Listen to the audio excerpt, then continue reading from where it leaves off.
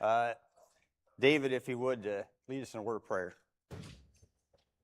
Our Father, we thank you for this very sweet morning. Let's down as we study together the Word. We pray this morning that we can be today and bring us from class. And that we can help each of us keep our mind centered on study. We can also pray for the ones that are not able to be here to join the building. We pray that we help them get stronger soon and soon come back with them. Pray now that we in our classes will be today. Thank you, David. We're at week 8 of our summer series. For those of you visiting, I am not the normal teacher. I'm not the preacher here. I'm just a guy that signed up to teach a class, so bear with me.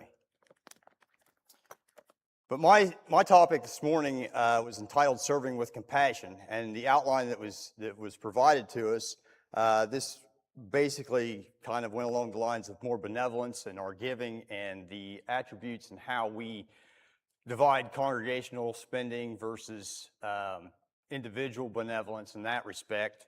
Was a lot of it. We'll get into a few different things and different topics, and that we use wisdom.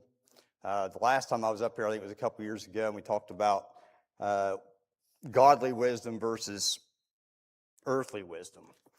So we want to use that godly wisdom to discern how we distribute our finances and how that works. And we want to look at how that operates from a biblical perspective. Because we know that just having compassion on someone, maybe we feel bad for them, so we give them things, and maybe that enables them and doesn't really help them. And if we just help people, but we don't have the compassion on them, that really doesn't do us any good either. So we want to kind of look at those type of things. We're going to start in Acts chapter 11. So if you've got your Bibles and you want to open them to Acts chapter 11, the first part of our text is going to come from verse 27 through 30. In Acts chapter 11, we have the recount of Peter and how that he was to go to the Gentiles and not separate from them. Everything was good to eat. Then Barnabas and Saul are at Antioch. So that's kind of where we're going to pick up. Is there in 19 through 26. The church was scattered after the prosecution. They went everywhere, but it didn't cause them to be quiet. They went everywhere teaching and preaching and spreading the gospel. So we get down to verse 26, and we see that in Antioch, the disciples were there first called Christians in Antioch. And all Christians are followers of Christ, disciples of Christ, and that makes perfect sense. So we get to verse 27, and we read, "In these days prophets came from Jerusalem to Antioch, and one of them named Agabus stood up and showed by the Spirit that there was going to be a great famine throughout all the world, which also happened in the days of Claudius Caesar. Then the disciples, each according to his ability, determined to send relief to the brethren dwelling in Judea. This they also did and sent it to the elders by the hands of Barnabas and Saul." So prophets came, and now today, this is all ceased, okay? But at this time, they didn't have the written word. Things were still being established. So a prophet came from God and said, there's going to be a famine, all right? So there's going to be a drought, whatever, crops are going to fail. You need to prepare because there's going to be a problem. So, and it was going to start in various parts of the Roman Empire. When we look at this, so Agabus prophesied that. So what do the people here in Antioch do? They say, what can we do to help these people in Judea? Okay, so it wasn't, we don't think this is really going to happen. It wasn't, sorry about their luck. It was, what can we do to help these people that are going to encounter this hardship, okay? So they got together. They decided each according to his ability. The interesting thing about God is he does not require more than we're able to give, okay? But he does require us to do something. We can't just sit back and say, well, somebody else will take care of it. That's not a good attitude to have. So they had in this instance here, they had a faithful response to that prophecy that Agabus gave to them. So they determined, they sat down, they figured out, okay, this is what I can give to help those people in relief. And they collected that together and was able to send that to help those people there. So this happened roughly 41 to 54 AD is about when this is decided that it happened, because that's when Claudius Caesar was in power. The other thing we need to realize here, when it says throughout all the world, what does that mean typically in Scripture? The known world at the time. Think the Roman Empire. This was not a global type event, okay? This was, and when we're looking at this type of stuff here in the New Testament, when we say throughout the world, that's the Roman Empire. So think the Mediterranean area, and it's going to happen, and history backs this up, that various parts around the Roman Empire were struck with a famine. Things happened, crops failed. It was a tough time. So they prepared ahead. Again, I want to hit on the point, each according to his ability. If you had more, you could give more. If you had less, you couldn't give as much. You still had to take care of yourself, because this was going to hit you too. Okay? So you couldn't give everything that you had. You wouldn't survive it. And God understands that. He doesn't expect us to give everything that we've got and not be able to take care of ourselves, but he does expect us, if we are able, to do something. So where did they send it? Verse 30, they said they sent it to the elders. Why to the elders? Nobody's going to talk. Okay, for instance, okay, there's flooding in West Virginia. We had a couple of tornadoes here. There's various things that happen. What if we're in a place here and we know that there's a church in Texas, let's say, okay? We don't know individual people there. Why would we get a hold of somebody in the church and talk to the elders and send relief to the elders? We've been talking about this. Somebody surely ought to know the answer.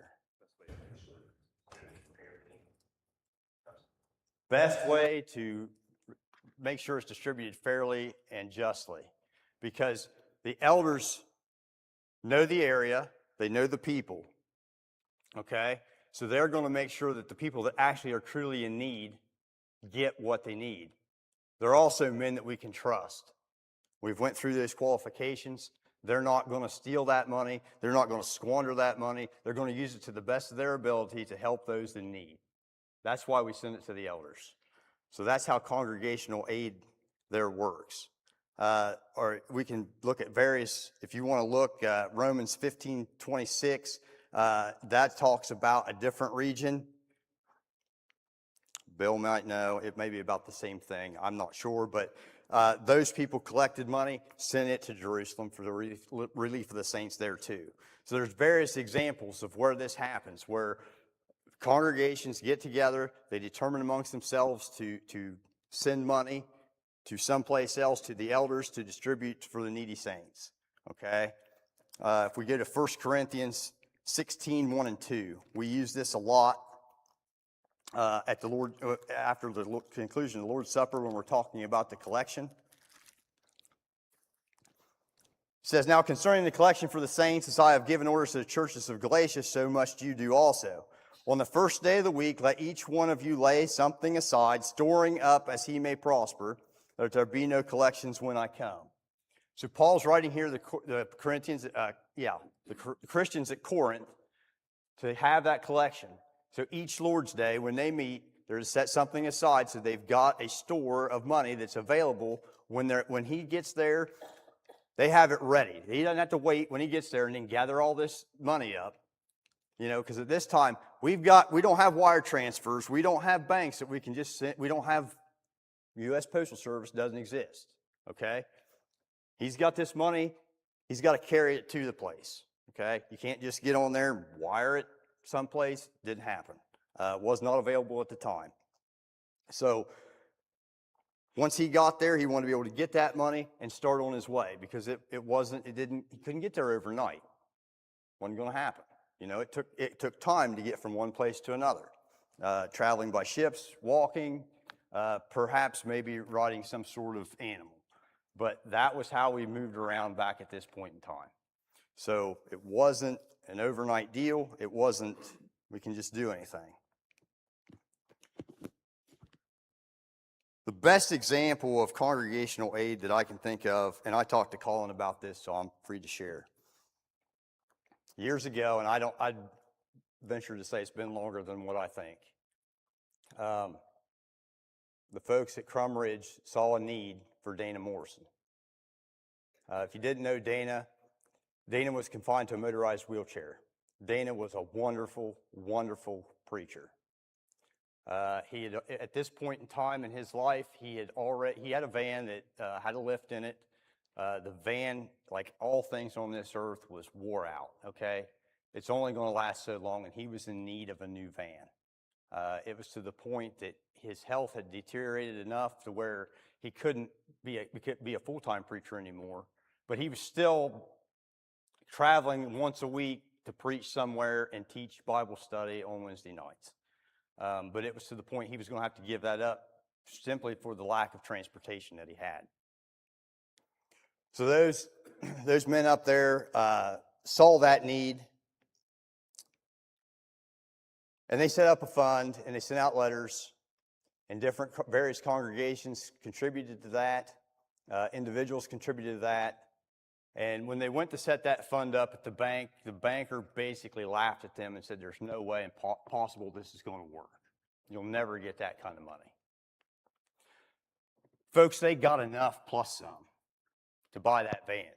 You know, it wasn't like in his condition with what he had, he couldn't go buy a little car. That wasn't an option. He had to have a van because he had to have that lift added to it to be able to hoist him into that van, strap him in so that he could get around, okay? And people knew the need, and people and congregations responded. And Dana was able to continue preaching for a number of years after that. He's since gone on to his reward. But that was an example of how we can use our monies in a benevolent fashion to see a need and fulfill it. And that was the best example that I know of just off the top of my head that I could come up with. And I asked Colin if I could share that, and he said absolutely. So that is something that, folks, it can be done. That's how the church works. And these are the type of things that we need to be involved in. That being said, I don't even know where I'm at on time. Probably moving too fast. That being said, when we think about these monies, is it only strictly up to the congregations to take care of people? Certainly not. Congregation has funds. Congregation sets aside certain funds for certain things. But we as individuals also have a responsibility to help those around us. There are things that the congregation is involved in. I can list some of those and might later if I probably need to fill time. And we can contribute individually to those as well. We can to help further different things. And certainly that's a good thing. But let me get caught up in my notes. If we go to Galatians chapter 6 and verse 10, we'll see the difference.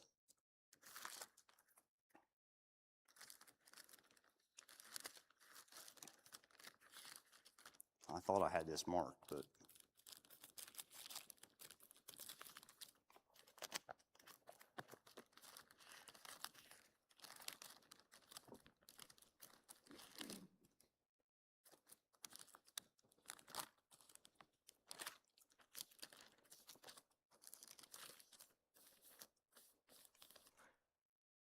in Galatians chapter 6, basically the story here is share and bear one another's burdens. So when we get down to verse 6, it says, let him who is taught the word share in all good things with him who teaches. Do not be deceived. God is not mocked, for whatever a man sows, that will he also reap. For he who sows to the flesh will sows to his flesh will of the flesh reap corruption, but he who sows the Spirit will of the Spirit reap everlasting life. Let us not grow weary in doing good, for in due season we shall reap if we do not lose heart. Verse 10, therefore, as we have opportunity, let us do good to all, especially those of the household of faith.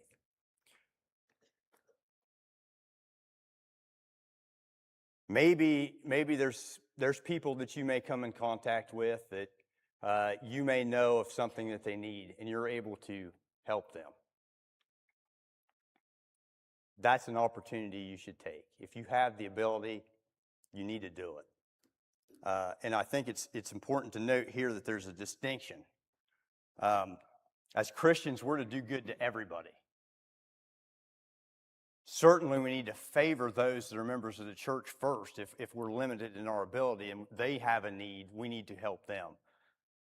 But in order to spread the gospel and hope that everything that we do, our goal should be to glorify God, that people will glorify God.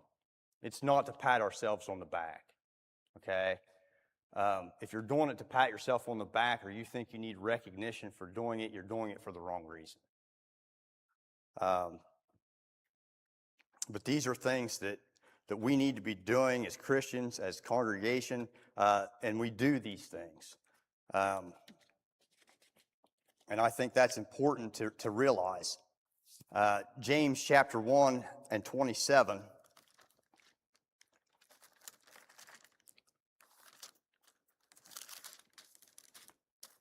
tells us, pure and undefiled religion before God the Father is this, to visit the orphans and widows in their trouble and to keep oneself unspotted from the world. We've heard this and heard this and heard this, and the main point here, the visiting, is not just hang out and chat with them a little bit. If they have a need, we need to assist them if we have the ability. Take care of them. We know throughout Scripture, God is concerned with the poor. He's concerned with the widows and the orphans. Why?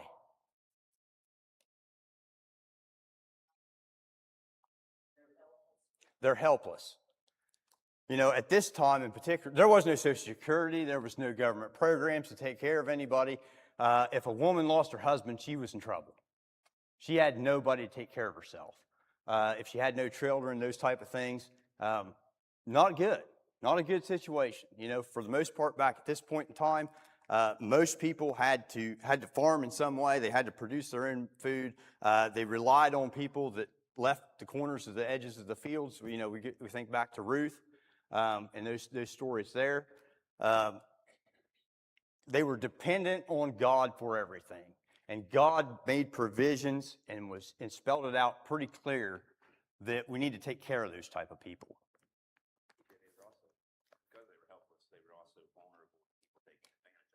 Yeah, Bill brings up a good point. Because they were helpless, they were vulnerable to people taking advantage of them. And we shouldn't do that. I'll give you an example of that since you threw it out there. Some of you probably remember my great aunt Helen Ridgway. Some fella showed up one time and wanted to do a bunch of work on her house. And did do one thing, and my dad and uncle basically ran him off and told him not to come back.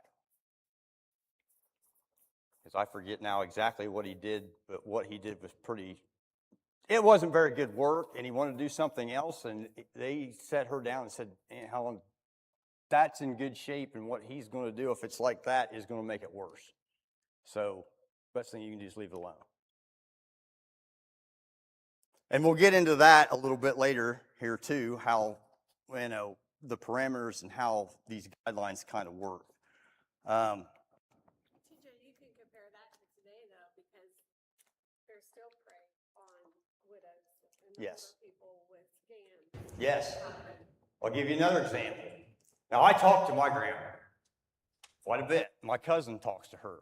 So this has been, oh gosh, a number of years ago. Somebody called her. Grandma, you know, my dog died, my best friend left, my car's broke down, something else, I need money. And Grandma, being Grandma, knew it wasn't me, and she knew it wasn't Daryl. And she said, well, I hope everything works out for you, and hung up the phone. And so that was always my running joke. I think I was up there the next day or the day after. Mom had told me about it, and I walked in and I said, Grandma, my dog died, my car's broke down, and I need money. And she started laughing. It was kind of one of those things. But that made me think, and just like you're saying, how many people don't actually talk to their grandkids that often? How many of them are starting to get dementia and different things and may just write the check or send money, and it's a problem. And that's why in a lot of these cases, that's why if we're doing congregational aid or we want to make sure that these programs, they're vetted, basically. That's why we send them to the elders, because the elders are there in that place and they know the people. They know what's going on. They know the need. It's not just some random person that you're sending money to. That's important as well, to know where it's going and how it's being used. Now, that being said, if I give money to somebody because I fell for their story, I didn't do anything wrong, okay? I did it for the right reason. If they squander it and do whatever and they were dishonest, that's on them, okay? God knows.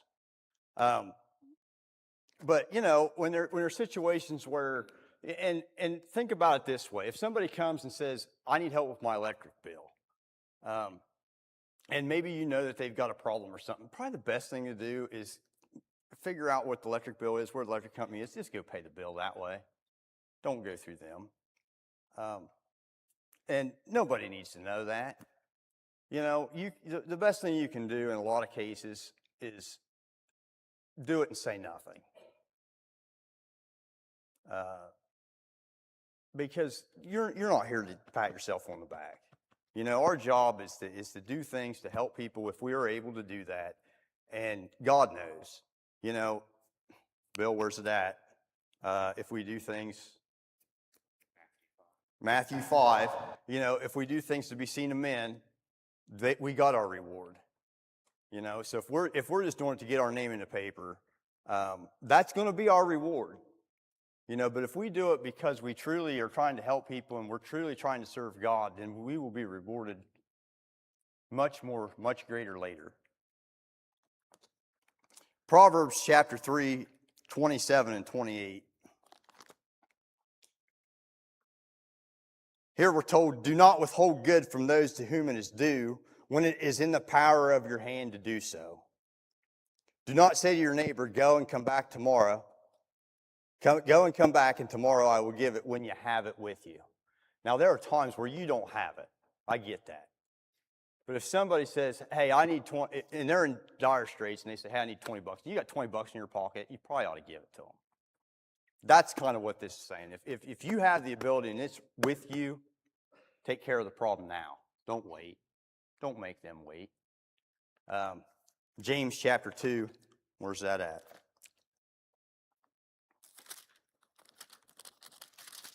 Faith without works is dead. James chapter 2, 14. What does it profit, my brother, if someone says he has faith but has not works, can faith save him? Get down, let's see. 15. If a brother or sister is naked and destitute of daily food, and one of you says to them, depart in peace, be ye warmed and filled, but do not give them the things which they are in need of, what does it profit? Does it do a bit of good if you just say, well, I hope you find what you're getting. Hope you get what you need.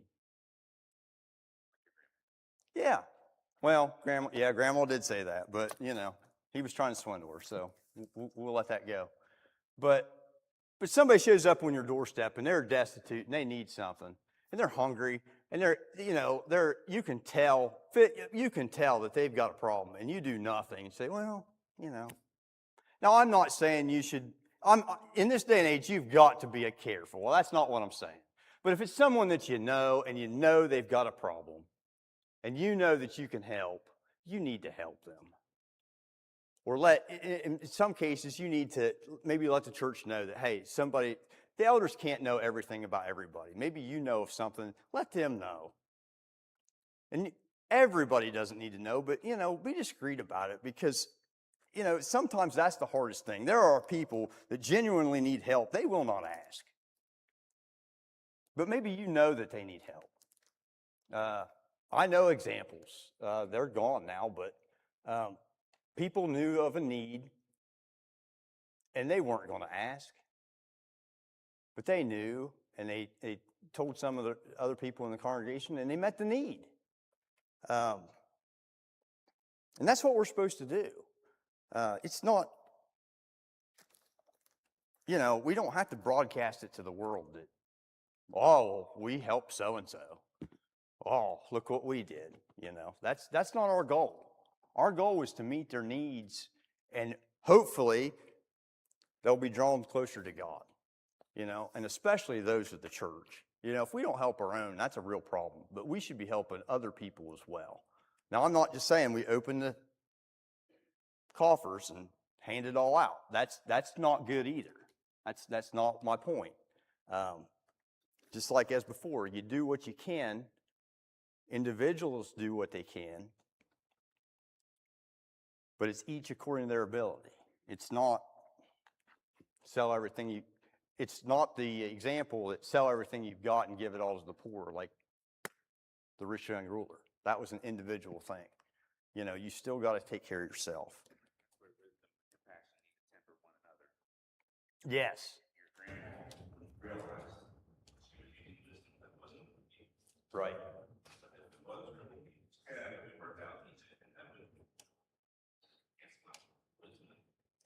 Right.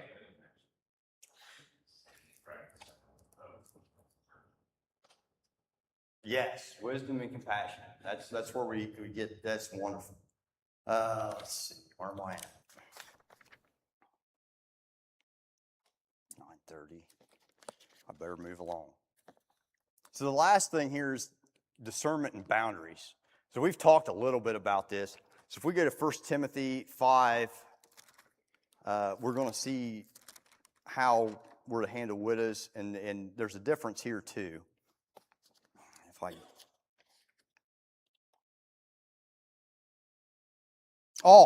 The other example I was going to give, so just hang on for just a second. You can still go to 1 Timothy. Back to helping everybody in different congregational things and individual things. So years ago, I remember this. There was a fire in Whipple. People lost everything that they had. Okay? And the church out home said, we can't sit here. They themselves were not members of the church. A number of their family members were erring members of the church. Hadn't been to services in a long time, had been gone. And we sat there and we said, we can't do nothing. Every so-called church in the valley is going to help them. And if we sit here 2 miles from their house and we don't do anything, what good did that do? So we gave them some money. I know individuals gave them money, different things. What do you suppose was the result of that? Now the erring ones came back. Some of them, not all of them. 2 of them came back. There's at least 3 or 4 people that still attend out there, relatives of theirs. You don't know just what a little bit of something might do. We often sing the song, just a cup of cold water in His name given. It may be just a small thing that ignites a spark that can cause somebody to realize where they're at and what they need to do. So that's just an example of it. I'm sure we probably didn't give as much as some other places. I'll just be honest with you.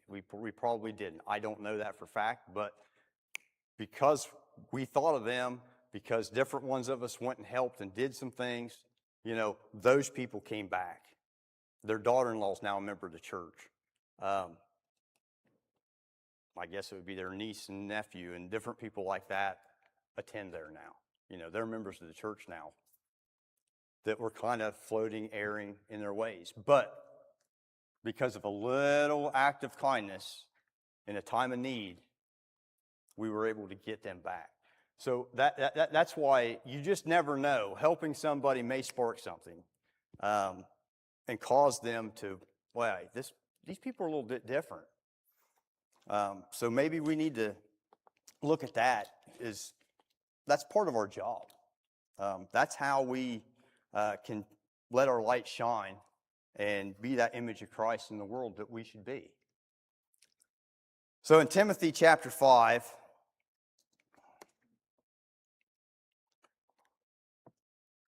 this section is about widows and what we should do. And at this time, back to what Bill said, back to what we've said before, these widows were vulnerable. They were a lot of times were destitute because they didn't have anybody to take care of them. So here in 1 Timothy chapter 5, we'll start in verse 3. It says, honor widows who are really widows, or the King James says widows indeed. But if any widow has children or grandchildren, let them first learn to show piety at home and to repay their parents, for this is good and acceptable before the Lord. Now she who is really a widow and left alone trusts in God and continues in supplication and prayers night and day, but she who lives in pleasure is dead while she lives. And these things command that they may be blameless. But if anyone does not provide for his own, especially those who are of his household, he has denied the faith and is worse than an unbeliever. Do not let a widow under 60 years old be taken into the number, and not unless she has been the wife of one man, well reported for good works, if she has brought up children, if she has lodged strangers, if she has washed the saints' feet, if she is relieved and afflicted, if she has diligently followed every good work, but refused the younger widows, when they have begun to grow wanton against Christ, they desire to marry, having condemnation because they have cast off their first faith, and besides they learn to be idle, wandering about from house to house, and not only idle, but gossips and busybodies, saying things which they ought not. Therefore I desire the younger widows to marry, bear children, manage the house, give no opportunity to the adversary to speak reproachfully. For some have already turned aside after Satan. If any believing man or woman has widows, let them relieve them, and do not let the church be burdened, that it may relieve those who are really widows. So this gives us a little more guidance. Now, back at this time, of course, like I said, there was no Social Security. There was no government programs. There was no anything. If somebody lost their husband and they were old, they had no way. They were very vulnerable. The church took care of them. Plain and simple, they took care of their needs. What this is saying is basically family needs to be the starting point. So if there are family members involved, it becomes their responsibility to repay their parents and take care of them. Plain and simple. You know, if you've got parents, most of you are older, so, you know, if your kids don't take care of you when you get older, they're not doing their job, okay?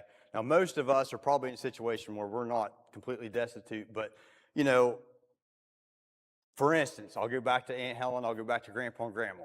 They were not destitute. They were in various nursing facilities, but we would go in, Dad in particular, and Uncle Gary, would go in and visit them, different things like that. I remember we would go see Aunt Helen. Every time we went to go see Aunt Helen, she told us how Roger had been in or Andy had been in. And when we would see them, they would say, she tells us about you guys coming in. So, you know, it was kind of one of those deals. But I remember one time, I'll give you an example. Some sort of reflux or something, I don't know. But Aunt Helen was 90 years old, okay? And some surgeon wanted to cut on her. There was no reason for that. And she was ready to sign up, okay? So Dad tried to talk to her, talked to Dave Casto. Dave went and talked to her, convinced her that, Helen, this is kind of more or less an elective type surgery, and at your age, there's really no point in having that done. It's not a life or death situation. It wasn't like a clogged artery, okay? It was just some surgeon wanted to use her as a guinea pig as far as I'm concerned. So we were able to stop that. You see what I'm saying? It's your responsibility to make sure that their needs are met. Whether that's, I understand that and most of us understand, we're not skilled nurses. If they need that kind of care and need to be in those type of facilities, then they need to be there. We don't have to keep them at home if we are not able to take care of them. Let's not go there. But, you know, we need to understand what's going on. We need to take care of the business that they have and make sure that they're provided for as long as they're here on this earth. That's our job, okay? They took care of us at some point. It's only right for us to take care of them. And God tells us that. But there are people that they have nobody. They're a member of the church. They have nobody. Those are the people that the church is going to take care of. Now, that being said, does that mean that we just don't go visit people because they've got family? No, that makes no sense either. You know, we still can go visit people and do those type of things because certainly that's important. They're still our brothers and sisters in Christ. We need to visit them. They need to see more than just their family, but their family needs to be responsible for their well-being and take care of the matters that they can, or get someone to help them to do that if they're not able. That is their responsibility. So that's the distinction here, because the church shouldn't be burdened with financially taking care of somebody that has family to take care of them. That's what we're seeing here in these verses. Okay, I'm not doing too bad. I'm about out of notes, so not that I had that many notes to start with, but the other thing I left out, I think the important thing is back on, I guess this was in point 2. I don't know how you can have a lesson on compassion and not talk at least a little bit about the Good Samaritan. So we'll fill in the rest of the time with that, or just briefly talk on it. Okay, so in Luke 10, we remember this story. We're all very familiar with it. A man was robbed, beaten, bashed, left for dead on the roadside. A priest comes by, walks by on the other side. Levite comes by, he passes by too. The Samaritan comes, he finds him, he gathers him up, he takes him to the inn, he fixes him up, he tells them to take care of him. Here's some money, take care of him now. When I come back, I'll take care of the rest of the bill. Asked no questions, took care of it because he saw a need, he had the ability, and he took care of the problem. And that's the type of people that we ought to be.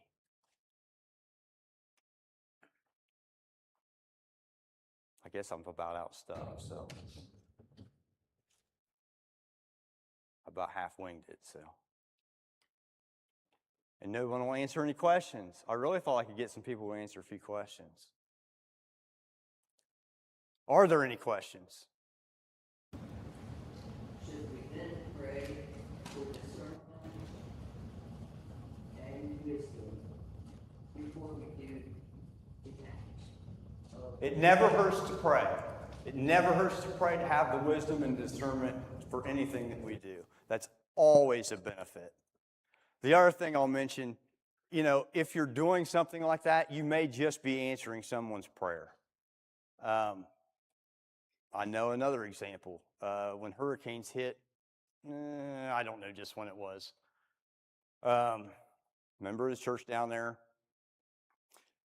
they had minimal damage compared to some people. So they did not want to burden the church, but they had no idea how they were going to come up with a deductible to pay for their insurance. The insurance was going to cover it, but they had to come up with a deductible.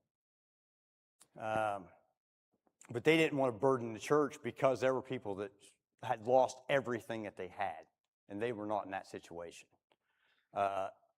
And things happened, and that was known, and money was sent, and that was taken care of. And they said that was an answer to our prayer. So you just never know.